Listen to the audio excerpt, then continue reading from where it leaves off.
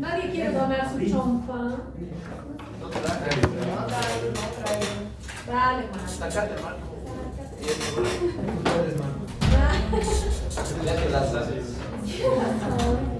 Você já conseguiu botar no. Ah, que horror. Ya, ok. Entonces, habíamos visto lo que es este grupo de macrólidos, que es sumamente importante porque forma parte del reemplazo de uno de los grupos de penicilinas, que es ampliamente utilizado, pero que puede llegar a sufrir alteraciones por hipersensibilidad o por resistencia, ¿verdad? A este grupo, de manera que se utiliza de manera muchas veces indiscriminada, ¿ya? Corte.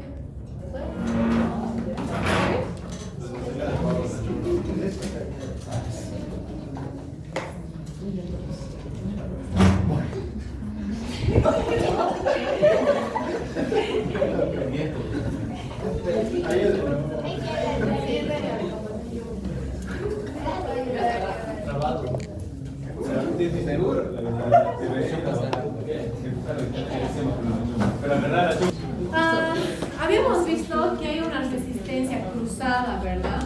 No solamente con los macrólidos, sino también con las lincosaminas, las streptograminas, incluso algunos grupos como la clindamicina, que vamos a ver más adelante, ¿ya? Esta resistencia cruzada prácticamente quiere decir que si hay resistencia a la clindamicina, por ejemplo, o a la eritromicina o a la claritromicina, va a haber resistencia a cualquiera de los grupos de los macrólidos, exceptuando la citromicina, que es uno de los que menos resistencia ofrece, ¿ya? Pero que más uso indiscriminado tiene y que seguramente de aquí a unos años vamos a reportar alta tasa de resistencia, ¿ya? Los principales mecanismos de resistencia creo que ya lo hemos visto, principalmente es por alteración en la penetración o algunas metilasas que prácticamente degradan, en este caso no solamente el anillo macrolactónico, sino también es parte estructural fundamental de todos estos inhibidores de la subunidad 50S, ¿ya? En cuanto a las características de cada uno de los agentes del grupo de macrólidos, va a diferir mucho entre mismos agentes del mismo grupo. Por ejemplo, la eritromicina y la claritromicina de 14 átomos van a tener características farmacocinéticas similares en comparación a la citromicina, que es de 15 átomos, ¿ya? En el caso de la eritromicina puede venir en dos formas. En la eritromicina esterato o el etilsuccinato, ¿ya? Este esterato tiene o generalmente viene dentro de su presentación farmacológica con una cubierta entérica, porque esta eritromicina es la que una vida media más pobre tiene. Su vida media alcanza a 1.5-1.6 horas, exagerando 2 horas en promedio. Entonces, si estamos en esa lógica, tendríamos que administrar muchas veces, ¿verdad?, lo que es la eritromicina. Pero la eritromicina, al tener dentro de su parte estructural un recubrimiento entérico y evita que el ácido clorhídrico inhiba su absorción, y aparte lo que es la recirculación enterohepática que sufre, hace que la eritromicina pueda administrarse cada 6 horas sin problema, ¿ya? Entonces, su principal vía de eliminación es por excreción biliar, ¿ya? El 95% de la eritromicina se elimina por excreción biliar. Muy poco se va a eliminar por vía renal, un 5% por vía renal. Entonces, ¿están bien así o les molesta bien? No. Está fresquito, no se me van a dormir, ¿ya? Entonces, la eritromicina no se absorbe adecuadamente cuando estamos ante un pH ácido, ¿ya? Mientras más ácido sea el pH, menos va a ser su capacidad de absorberse. Por lo tanto, la eritromicina tenemos que tener el cuidado de administrarla siempre en ayunas. Mientras más alcalino sea el pH, mucho mejor para su absorción. De hecho, ya depende mucho del grado de función hepática, ¿ya? Van a ver que justo los efectos adversos se van a delimitar en la parte patobiliar. ¿Cuáles son los usos clínicos? para quem aí policitramia no caso, é contraindicada essa medicação então? ¿Para quiénes? Para quem é sacado na vida? Otra vez. ¿Para quiénes son contraindicados? Para quem é sacado da vesícula. Na vesícula biliar, para quem é sacado. Então essa medicação é contraindicada então? No, para nada, no está contraindicado. Pero no va a manifestar una recirculación enterohepática, pero ojo, no depende exclusivamente de la vía biliar, no depende exclusivamente de la vía biliar. Su principal mecanismo de metabolismo se centra a nivel hepático.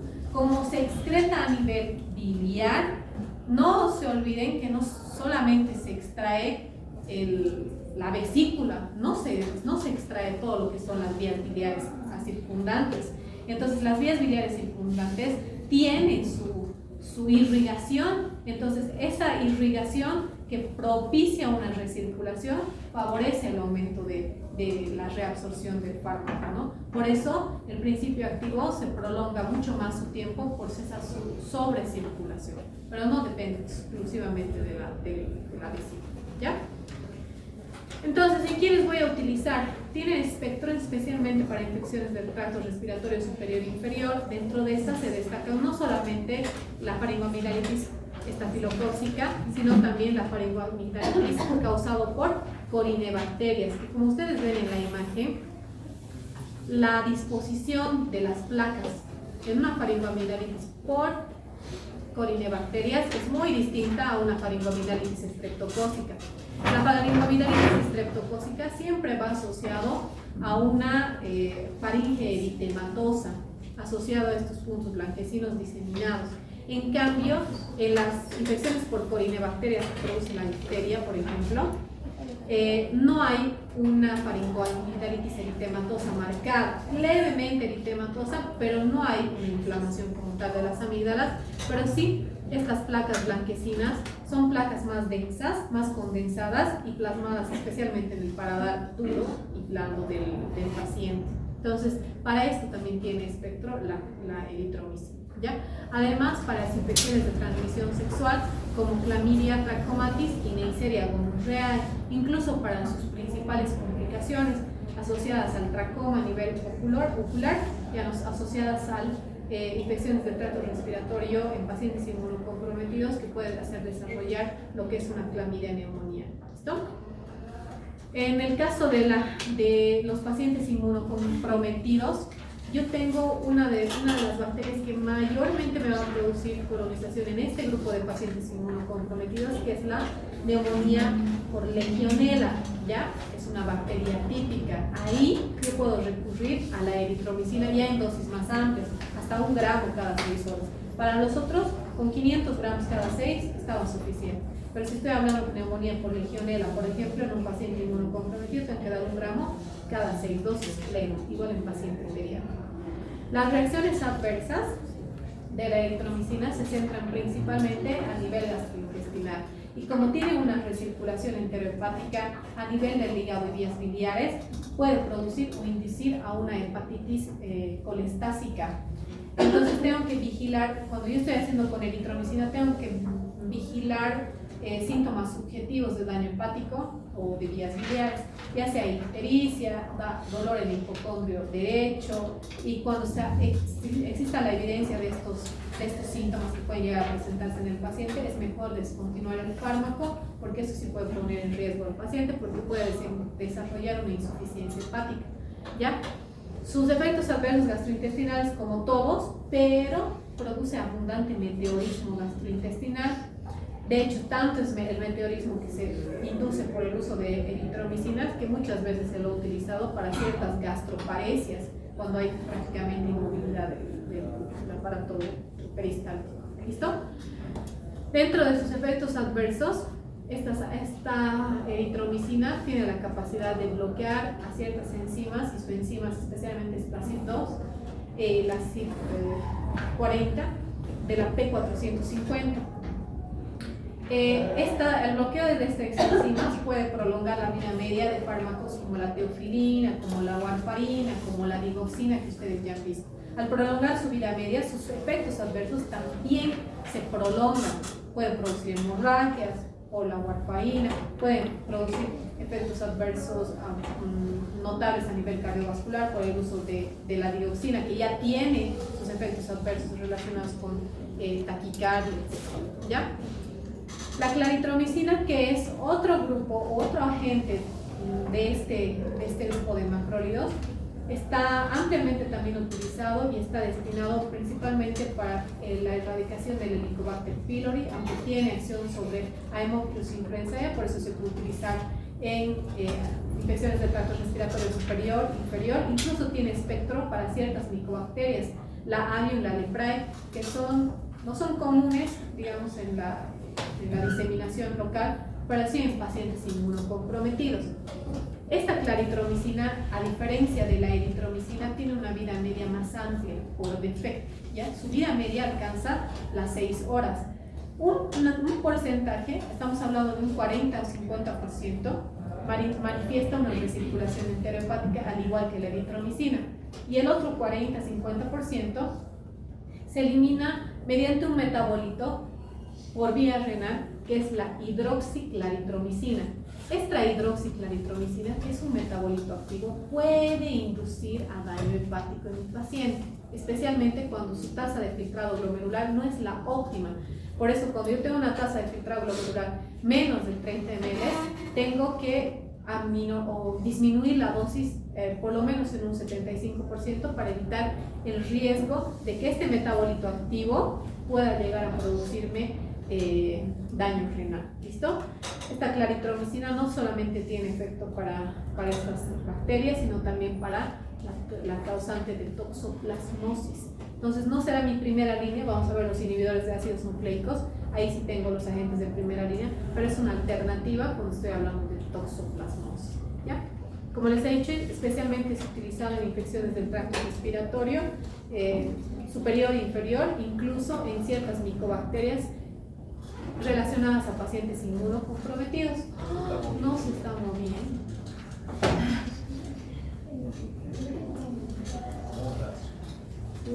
Vamos a sacar. ¿Cómo que vamos a sacar? Ay, sí, seguro. ¿Qué más? ¿Tú crees que eso sin ganas?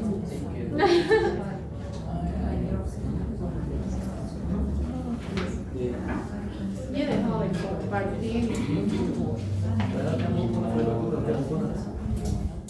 Es parte fundamental de la primera línea de tratamiento para erradicar al Helicobacter pylori. Cuando yo trato el Helicobacter pylori, que es una bacteria sumamente complicada, de hecho ahorita están haciendo un seminario, ¿no ves? De cáncer inducido por o promovido por la permanencia del Helicobacter pylori, que es importante tratarlo y verificar que realmente se haya erradicado por esta complicación no inmediata, pero sí a posteriori, que puede desarrollar neoplasias a nivel de la mucosa gastrointestinal. Entonces, la claritromicina, junto con la amoxicilina y la metronidazol, asociado a un inhibidor de la bomba de protones, es parte fundamental del tratamiento de primera línea para la erradicación del Helicobacter pylori. ¿Ya? Entonces, cuando estoy, por ejemplo, en tratamiento para erradicar el Helicobacter pylori y por X o Z motivo se han manifestado resistencia al grupo de penicilinas, puedo cambiar a lo que son las penicilinas, en este caso la amoxicilina, por otro agente, ¿no? Por tetraciclinas, por ejemplo. Ahorita les voy a mostrar el esquema. ¿Okay? Ahí está la claritromicina. Este es el metabolito activo que les mencionaba, que se elimina por vía renal, que tiene capacidad de producir e inducir lesión renal y que debe reducirse la dosificación cuando yo estoy ante una tasa de filtrado glomerular menos del 30%. ¿Ya? Ahí están las infecciones. Se puede utilizar infecciones del tracto respiratorio, piel y tejidos blandos, porque tiene ¿ya está? ¿Por qué tiene espectro para los audios? ¿Listo? y también está asociado a la erradicación del Helicobacter pylori. ¿Cómo es el tratamiento para el Helicobacter pylori? Tienen que saber. Los antibióticos no son inhibidores de la hormona de protones, Sí. y en la segunda línea los inhibidores del muto más son inhibidores de la hormona de protones. Exacto, pero nunca se olviden acompañar en la primera línea a un aneurobio, al metronidazol. Entonces siempre tiene que ir en la primera línea un grupo de penicilina, cuyo representante va a ser la amoxicilina, que se va a dar 500 cada 12. Un gramo cada 12 de la amoxi. Voy a utilizar un macrólido, cuyo representante es la claritromicina, que se va a utilizar 500 cada 12. Un metronidazol, que se va a utilizar igual 500 cada 12, asociado a un inhibidor de la bomba de protones. Estos 4 fármacos se administran simultáneamente durante 14 días. Esa es la primera línea. Ya en la segunda línea, como bien menciona Jonah, en la segunda línea debo de incorporar los compuestos coloidales de bismuto, que no solamente tienen acción inhibidora o que disminuye prácticamente el pH para aumentar la absorción de los otros agentes, sino también tiene propiedades antimicrobianas. Por eso el bismuto es ideal para la segunda línea. Cuando estamos hablando de alergia a las penicilinas, vamos a reemplazar esta amoxicilina por una tetraciclina de acción prolongada, en este caso la doxiciclina es la elegida. ¿Listo? Ya en la segunda línea no solamente puede estar la asociación de los compuestos coloidales de bismuto más metronidazol, una tetraciclina, sino también puedo añadirle una quinolona, ¿ya? Puedo añadirle especialmente levofloxacina o moxifloxacina, que tiene mejor mecanismo de permeabilidad dentro de esta Helicobacter pylori, ¿ya? Entonces, estos son los mecanismos y este es el tratamiento que debe prolongarse. Cuando estamos hablando de Helicobacter pylori, el tratamiento debe ser mínimamente de 14 días, ¿no? Algunos esquemas manifiestan, ¿no?, de 14 a 21 días, pero mínimamente debemos tomar en cuenta que se debe hacer de 14 días. Ahora, ¿qué pasa si una vez concluido el esquema de primera línea mi paciente sigue dando positivo? ¿Puedo volver a la primera línea? No, tengo que migrar a la segunda línea de tratamiento, cambiar los fármacos y sobre todo crear la conciencia necesaria en mi paciente para que no me haga abandono del tratamiento. A pesar de que va a manifestar seguramente efectos adversos notables, porque estamos haciendo la asociación de 4 agentes antibióticos, pero hay que decir que tiene que continuar con este mecanismo para evitar la resistencia. Dime, Rita. Por exemplo, o paciente poderia se contaminar novamente no leite Por supuesto. e não necessariamente no medicamento que não estaria dando efeito? Ya, esa es una buena pregunta, porque puede haber una reinfección. Generalmente cuando existe reinfección, directamente se migra a la segunda línea, ¿ya? Incluso en reinfección hay que migrar a la segunda línea, porque dependiendo del método diagnóstico, pero la mayor parte de las guías coinciden en que en una sobreinfección, en una reinfección, dependiendo del tiempo, porque generalmente cuando la reinfección es de, no sé, unos 5 años y hemos tenido controles intermedios en los que sale negativo, podría irme con la primera línea, ¿no? Siempre cuando viendo el historial de mi paciente. Pero si es el tiempo muy corto, estamos hablando de 18 meses, no, imposible, tengo que ir con segunda línea, ¿ya? La claritromicina, al igual que la eritromicina, es igual a una inhibidora de la P450, por lo tanto te aumenta la vida media de la teofilina, de la warfarina, ciclosporina, de ciertos corticoides como la metilprednisona y metilprednisolona, incluso la digoxina, ¿ya? La acitromicina es la adulada, porque la acitromicina es prácticamente el reemplazo de las penicilinas, porque tiene un espectro envidiable, ¿ya? Incluso para infecciones de transmisión sexual como clamidia, como gonorrea. Entonces, esta, a diferencia de los otros, tiene una vida media envidiable, que hace que yo no la tenga que usar a la acitromicina más de una vez al día. De hecho, tiene la capacidad de penetrar en los tejidos y permanecer hasta mínimamente 24 horas, hasta 72 horas dentro de los tejidos. Por eso el esquema que conlleva el uso de acitromicina, suficiente con 5 días y se completa un esquema. ¿Ya? Doutora, por que los médicos receitavam a azitromicina em pacientes com Covid-19? Es que al principio teníamos, dímela. Ah, doutora, com a pergunta dele, porque antes de ter Covid também teníamos que tomar azitromicina? ¿Tenías Em por Brasil, obligación? hacía... Ah, de manera profiláctica, Sí, algo así. sí. No, pues es que Pero no era recomendação médica. hemos hecho, todo se ha dado, ¿no? Todo se ha intentado, porque estábamos ante una situación, una emergencia sanitaria, donde no conocías la patogénesis, no conocías los factores desencadenantes y no conocías el desenlace de tus pacientes que simplemente se asociaban a ventilación mecánica, casi la mayoría en una primera instancia de la primera oleada. Entonces, ¿qué hacían? Y en su pronto intento de evitar la diseminación, porque generalmente los que iban a ventilación mecánica estaban asociadas a una sobreinfección bacteriana, han utilizado antibióticos de amplio espectro como la azitromicina para evitar la diseminación a nivel bacteriano, a nivel del tracto gastrointestinal. Pero la azitromicina no tiene ningún efecto antiviral, ni el más mínimo. Entonces, solamente se ha hecho un uso en la desesperación, pero un uso indiscriminado de este antibiótico, precisamente porque no teníamos la cantidad de ventiladores mecánicos que abastezcan a la sociedad de una determinada población, y eso se ha visto a nivel mundial. Y lamentablemente el único recurso ha sido disminuir la proliferación bacteriana a nivel del tracto respiratorio bajo, y uno de los que mejor espectro tiene es la azitromicina. Entonces han tratado de evitar la diseminación bacteriana, pero no tiene efecto antiviral alguno, ni el más mínimo. ¿Ya? ¿Estamos bien, Lara? ¿Algo más que querías decir? ¿No? Entonces no tiene efecto antiviral, ¿ya? Pero sí se ha hecho un uso indiscriminado.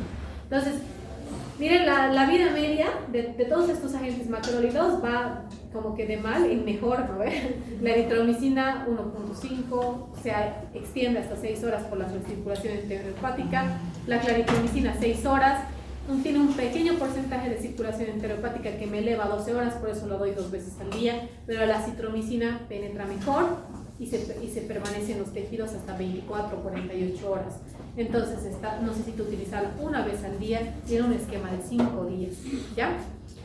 Esta azitromicina tiene un excelente espectro, son de amplio espectro, incluyendo para infecciones de transmisión sexual como la clamidia, trachomatis y la Neisseria gonorrhoeae, ¿ya? De primera línea para estos agentes. Penetra muy bien en todos los tejidos excepto en el sistema nervioso central. ¿Listo? Generalmente esta azitromicina no manifiesta ninguna interacción con otros fármacos, ninguna interacción con otros agentes, no bloquea la P450, entonces la más segura para dar en pacientes, por ejemplo, con COVID que esté anticoagulándolos, ¿no? Que justamente mencionaba el ejemplo, que esté anticoagulándolos y que otros agentes de amplio espectro del grupo de macrólidos estaban contraindicados porque se me disparaba la vida media de estos agentes. ¿Listo?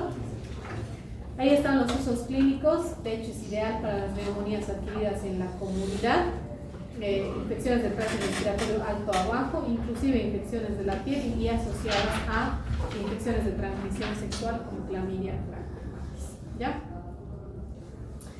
Los efectos adversos también son envidiables de la azitromicina porque prácticamente ni siquiera tiene efectos adversos notables. Muchas veces los pacientes leves efectos gastrointestinales que se autolimitan a las primeras 48 horas, leves. Lo único que sí se ha evidenciado, que ni siquiera es en todos los pacientes, una prolongación del intervalo QT, nada más, que se restablece una vez concluido el esquema terapéutico, después de aproximadamente 3 a 4 días después de la finalización de la última dosis al quinto día, ¿ya? Ahora vamos con el grupo de las lincomicinas. Estas lincomicinas tenemos como fármaco representativo la clindamicina. No se van a confundir con la claritromicina. La claritromicina es un macrólido que se usa para el tratamiento de H. pylori. En cambio, la clindamicina es una lincomicina que, a diferencia de la inhibición de la salida del polipéptido final de los macrólidos, en este caso las lincomicinas producen una inhibición en el proceso de translocación para la formación del polipéptido. Ese es su mecanismo de acción. Las dosis van y oscilan en un paciente adulto entre 150 miligramos a 300 miligramos cada 8 horas. Su vida media abarca ese tiempo para administrar cada 3 veces al día, ¿ya? Y en pacientes pediátricos 10 a 20 miligramos por kilogramos por día, igual 3 veces al día. ¿Listo? Estas forman parte de esa resistencia MLS tipo B. Entonces, si hay resistencia a algún macrólido, por ende que va a haber resistencia a la clindamicina también. Y por los mismos mecanismos, alteración del sitio receptor en el ribosoma bacteriano, alteración por ciertas metilasas que pueden llegar a producir una alteración de la estructura química básica de las linfosaminas que pueden llegar a favorecer esta resistencia bacteriana. ¿Listo? Esta clindamicina, al igual que una penicilina, penetra excelentemente bien en los tejidos abscedados. ¿Qué penicilina? Semisintética, penetraba excelentemente bien en los tejidos abscedados. Ya, la doxiciclina. Ah, ya, dicloxacilina. Porque la doxiciclina es una tetraciclina. Esta clindamicina penetra muy bien en los tejidos abscedados. Se metaboliza por vía hepática, se elimina por vía biliar, un 40%, y el otro restante por vía renal. ¿Listo? Entonces se puede utilizar excelentemente bien en este tipo de tejidos, en este tipo de lesiones abscedadas. Pero cuando hay un absceso consolidado, ustedes tienen que saber muy bien que el absceso tiene que ser drenado para ser curado, ¿verdad? Adicionalmente a este drenaje del absceso, se tiene que hacer antibiótico-terapia por vía sistémica, y ahí me viene bien la clindamicina, porque va penetrando mucho mejor en este tejido purulento, ¿ya? Pero siempre hay que drenar un absceso, como dicen, ¿no? Absceso drenado, absceso curado. Y ahí, obviamente, según el sistema inmunológico de mi paciente, también tengo que ver, ¿no? De utilizar un agente adicional. La clindamicina, en asociación a la penicilina benzatínica, que es una penicilina natural de amplio espectro, de amplia duración, se ha utilizado para una de las bacterias que más se le teme en el ámbito hospitalario, la Staphylococcus del grupo A, productor de la conocida fascitis necrotizante. Esta bacteria come carne, ¿verdad? Entonces, obviamente, si estamos ante un paciente con fascitis necrotizante, no le voy a dar solo antibióticos. El paciente tiene que ingresar aquí a cirugía y tenemos que hacer una debridación quirúrgica de todo el tejido dañado. Todo se tiene que retirar, porque como dice su nombre alterno, esta bacteria come carne. En cuestión de horas arrasa, como ustedes pueden ver acá en la imagen del apartado inferior, ¿ya? Y prácticamente puede alterar o poner en riesgo la vida del paciente. Ojo, ¿ya? Como penetra bien en tejidos infectados, también me sirve muy bien para infecciones diseminadas a nivel gastrointestinal, ya sea una peritonitis por una apendicitis, por ejemplo, o una salpingitis, no sé, cualquier tipo de diseminación bacteriana que se haya diseminado a través del peritoneo, en asociación a clindamicina más metronidazol, tenemos buenos resultados, ¿ya? Cuando estamos ante este tipo de lesiones por arma blanca, lesiones por arma de fuego, la asociamos a la clindamicina, ya sea a un aminoglucósido o a una cefalosporina de primera o de segunda generación, para evitar el riesgo de infección, ¿verdad? Lógicamente esta arma blanca, etcétera, es una vía de entrada y un puerto de entrada de los sumamente numerosos patógenos, ¿verdad? En cuestión de pacientes inmunocomprometidos, cuando estamos hablando, por ejemplo, de paciente con VIH, que tiene más probabilidad de tener una infección o sobreinfección por esta neumocitis girovensi, antes denominada neumocitis carini, yo voy a utilizar la clindamicina en asociación a la primaquina, que tiene una excelente permeabilidad a esta bacteria, que es especialmente, digamos, reservada para pacientes inmunocomprometidos, de hecho, hasta de manera profiláctica se utiliza. Se conoce que es una alternativa porque la primera línea, vamos a ver justamente en los siguientes, es la asociación del trimestoprim más sulfamethoxazol, que es un inhibidor de la síntesis de ácidos nucleicos que vamos a ver después. Igual en paciente inmunocomprometido, una de las complicaciones que más le tengo miedo a la toxoplasmosis es la toxo cerebral. Cuando existe toxo cerebral, los otros agentes para toxoplasmosis no penetran adecuadamente bien en la barrera encefálica, pero sí la clindamicina en asociación a la pirimetamina, que es un inhibidor igual de la síntesis de ácidos nucleicos, que tiene la capacidad de erradicar a la toxoplasmosis cerebral. Obviamente tenemos bastantes complicaciones neurológicas con este paciente, ¿ya? Entonces la clindamicina es considerada un antibiótico de amplio espectro, sirve para lo que son las infecciones de piel y tejidos blandos, especialmente infectadas o coinfectadas, y más aún cuando estoy ante una bacteria como por ejemplo una Staphylococcus aureus meticilinos resistentes. Me sirve para las neumonías asociadas a ventilación mecánica, me sirve para cualquier tipo de abscesos, no solamente gastrointestinal, incluyendo abscesos a nivel pulmonar o abscesos en tejidos blandos o abscesos a nivel genitourinario. Es muy probable que se produzca por diseminación ascendente, ¿ya? Entonces tiene penetración incluso en pacientes con el estado inmunológico deficiente, ¿ya? Lo malo son los efectos adversos, que son manejables todavía.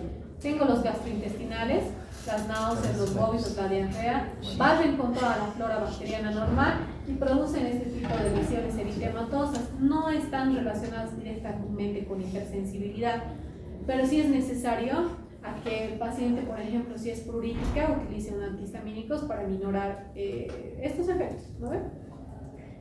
Del grupo de fenicoles, el representativo va a ser el cloranfenicol. Los otros fenicoles son de uso veterinario. Este sí es todavía no ampliamente utilizado, es reservado, porque van a ver que aquí los efectos adversos empiezan a ponerse feos. Está reservado para uso humano, ¿ya? Este cloranfenicol, como pueden ver, igual que la clindamicina, va a evitar la formación del polipéptido final, inhibe igual ese proceso de translocación que genera un polipéptido final. ¿Listo? Entonces tiene un buen espectro, me sirve para bacterias gram positivas, gram negativas, anaerobios, incluso Haemophilus influenzae, Neisseria gonorrhoeae, ¿ya? Lo malo es que tiene una alta tasa de resistencia mediada por una enzima que es la cloranfenicol acetiltransferasa, que prácticamente degrada el cloranfenicol. Ciertas bacterias, especialmente las de Haemophilus influenzae, Neisseria y ciertas rickettsiosis, pueden tener la capacidad de producir esta enzima, esta cloranfenicol acetiltransferasa, que prácticamente degrada al cloranfenicol antes de inhibir ese proceso de translocación, ¿ya? Penetra bastante bien, generalmente la mayor parte se elimina por vía hepática y un 10% se elimina activamente por vía renal. Como es un 10%, no interfiere directamente en la función renal, ¿listo? Pero hay que tener mucho cuidado en pacientes pediátricos, porque para su eliminación este cloranfenicol necesita a nivel hepático de la conjugación con el ácido glucurónico, requiere de su conjugación para la eliminación, lo que los otros antibióticos no requerían. Para eliminarse por vía biliar, por excreción biliar, requiere previo a su eliminación la conjugación con el ácido glucurónico. Por lo tanto, la mayor parte, después de su conjugación, recién es fácilmente eliminado. Como ustedes saben, el paciente pediátrico no tiene una cantidad adecuada de ácido glucurónico, por lo tanto no se puede eliminar el fármaco y puede inducir a lo que se conoce como el síndrome del niño gris, que no solamente es una coloración de la piel, sino también una hipotermia severa, una vasoconstricción, un vasoespasmo que puede llevar a un shock y una muerte súbita en el paciente, ¿ya? Entonces, ahorita vamos a ver eso.